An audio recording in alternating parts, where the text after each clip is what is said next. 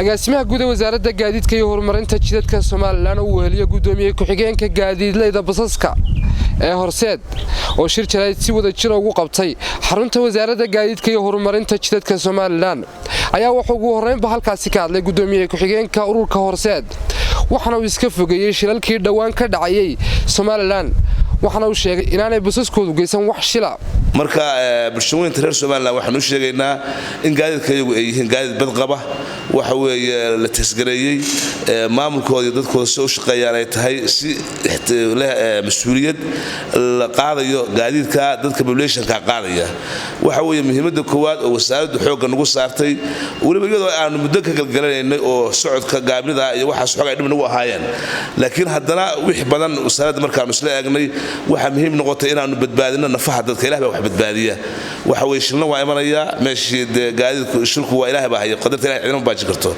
laakiin waxaanu anagu aad ugu taxadirnay inaanu yarayno wixii ku iman jiray mas'uuliyad darrada ama faaska badan oo gaadiidka ama dadkii badnaa gawaadil saar jiray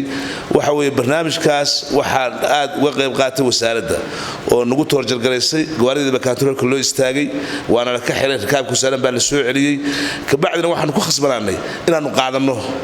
maadaama aanan qof qaadi karin aanan shaqaysan karin waxa weeye wasaaraddiina ay xoogan ugu saartay afalillah hamdu waanu aad baan ugu najaxay shirkii baa naga yaraaday waxa weeye gaadiidkii waxaan u maleynayaa hadeer sanadka dhan saan qiyaasay 3-4 gaari baan u maleynayaa shirkadaha ama 5 gaari aan ka badnayn baa sanadka shirkis gaadiidku ahaa shanta gaadiidka boqolkiiba 90 inta waxba khadkaan laga leeyahay maaha khalad basasku leeyihiin shirkad walba markay shirka gasho hantideedii iyo wixii shir ku baxay cid gashaba qaadata dhanka kale agaasimaha guud ee wasaaradda horumarinta jidadka Soomaaliland ayaa waxa uu xisbiyada mucaaradka ku eedeeyay inay meesha ka raadinayaan waxaan halkaasi ka jirin isla markaana aanay jirin wax dhaliil oo ay wasaaraddu leedahay maalmaha kuwii ka hadlayay ee lahaa dadka lagu tacadiyeeya marka talaabo la qaado ayaa waxay xisbiyada mucaaradku yiraahdaan dadka lagu tacadiyeeya maalinta shildhacana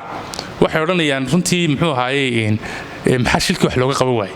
talaabadiina waa laga hadlayaa wasaaraddu ay runtii sameeysay shilkii dhacayna waa lagu cambaaraynayaa siyaasaddaasi waa siyaasad runtii laba wajiilayna waa siyaasad ka soo fulaysa in xisbiyo aan barnaamij siyaasi lahayn oo runtii kolba dawladdu waxay samayso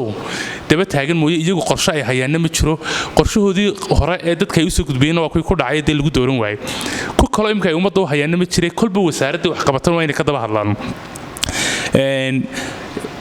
wasaaraddu sideedabana runtii muddada ay halkan jirtay wadooyinka Soomaaliland wixii aanu ka qabanay shacbiga Soomaaliland uu ka marxaati furay wadada maanta shilalka ugu badan ka dhaceen waa wadadii Berber corridor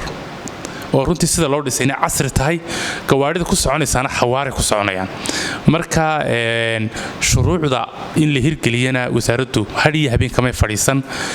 roolkeedii mid labaad iyo mid saddexaad baa runtii way buuxisay